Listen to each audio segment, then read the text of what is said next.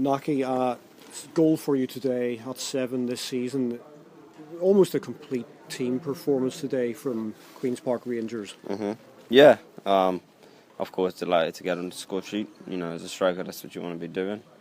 But more importantly, we end the week on a high after two, disappointing results. Being beat here and being beat away to Cardiff. Coming back and kind of righting the wrongs of the last two fixtures. I suppose today was evidence of the fact that Mark Warburton has placed a lot of trust in the players. He was saying after the game that even though the size of the defeat against Cardiff didn't really reflect the performance of the team, they were a lot more clinical today and everyone took their goals really well.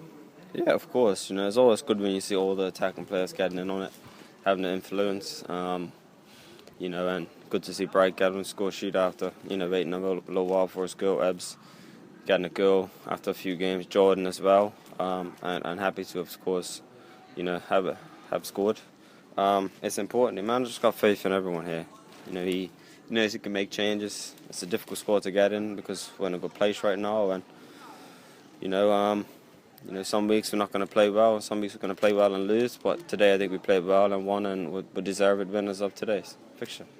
The link-up play was very good today. What does Elias Chair and Iberi Eze bring to the team at the moment? Because they were both really good as well. Yeah, of course. They're very influential players for us. They're very creative. With them it makes my life a lot easier because we have the understanding that if they pick up certain spaces, then it gives me the opportunity to give them more problems. It's not been, we haven't played too many times together, obviously, because Elias has only been back for this season. But I think it's a triangle, including Jordan as well, that can cause problems to any team in any defence in division on our day.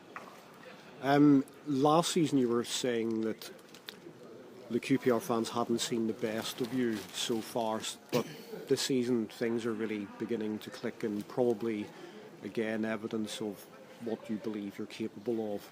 Yeah, of course. I'm pretty sure they know they didn't see the best. They might have seen it in spurts over the course of maybe 3 or 4 fixtures or 5 fixtures over the course of the season, but that wasn't really me. A lot of things went into play. A lot of other players didn't, perform as well as, they believed they could have. And, I'm just delighted to have had the opportunity to come back. And, I think the setup is a lot better for me to thrive this season and the way we want to go about things. And I'm just trying to, do what I've been brought in to do, which is, lead the attack, score goals, and help try and move this club up the table, which I know inside I'm capable of doing.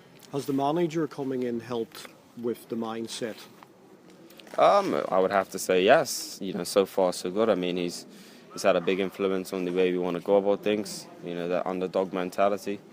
Not really, not really believing anyone's better than us, and obviously respecting our opposition, but just believing in what we can do. And if we really put everything together and what we're trying to do, we can be victorious more often than not, and we just see where that takes us. Obviously, you're still here on loan from Burnley. Is there any possibility you would like to see something sorted out in January with the club?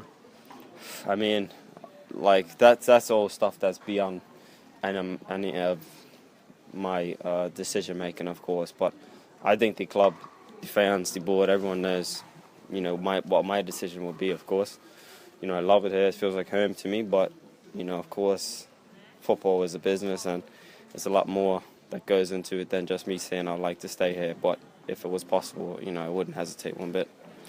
Jordan Hugo was saying that you're probably capable of 20 goals this season. Was that a good target?